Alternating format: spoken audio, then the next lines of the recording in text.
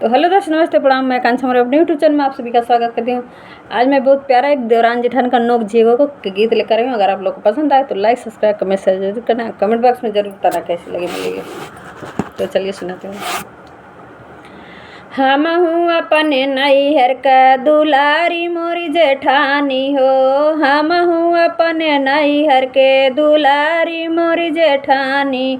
दुलारी मोरी जेठानी हो, दुलारी मोरी जेठानी हो। हम हूँ अपने मामी का प्यारी मोरी जेठानी हो।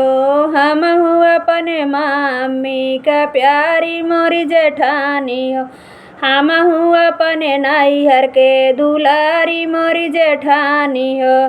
कैसे के कहा जेठनी रोटिया बनावे के, कैसे के कहा जेठनी रोटिया बनावे के।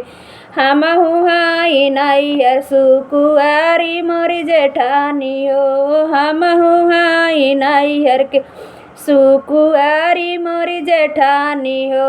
हम हूँ अपने नैहर के दुलारी मोरी जेठानी। दुलारी मोरी जेठानी हो, दुलारी मोरी जेठानी हो। हम हूँ हाई मम्मी का दुलारी मोरी जेठानी हो। हम हूँ अपने नैहर के दुलारी मोरी जेठानी हो। हम हूँ अपने नैहर के दुलारी मोरी जेठानी हो।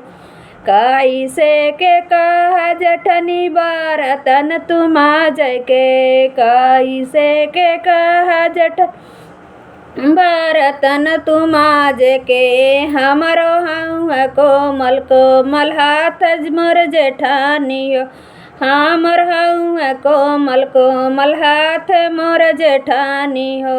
हम हूँ अपने मायके दुलारी मोरी जेठानी हो। दुलारी मोरी जेठानी हो, प्यारी मोरी जेठानी हो।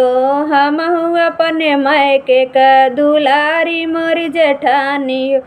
हम हूँ अपने नैहर के दुलारी मोरी जेठानी हो। कैसे तू कहा जेठनी झाड़ुआ लगावे के, कैसे तू कहा जेठनी झाड़ुआ लगावे के। झाड़ुआ लगावे के हो, झाड़ुआ लगावे के।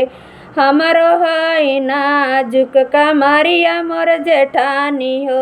हमरो है नाजुक कमरिया मोर जेठानी हो।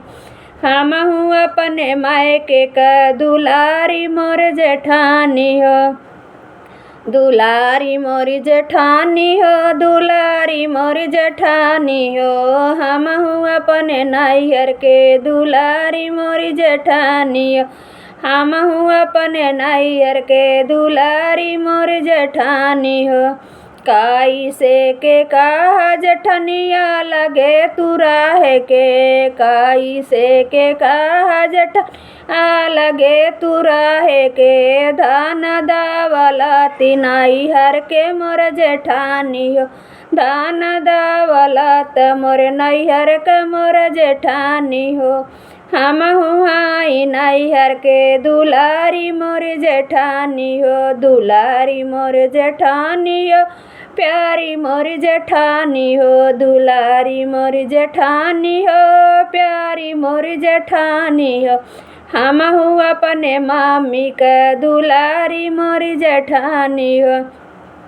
कैसे के कहा जेठनी लाड़ी का ले आवे के, कैसे के कहा जेठनी लाड़ी का ले आवे के। बहिन मोरी बारी बाऊ मारिया मोर जेठानी हो। बहिन मोरी बारी बाऊ मारिया मोरी जेठानी हो। हम हूँ अपने नैहर के दुलारी मोरी जेठानी।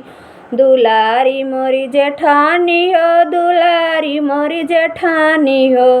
हम हूँ अपने मायके का दुलारी मोरी जेठानी हो। हम हूँ अपने मामी का प्यारी मोरी जेठानी हो।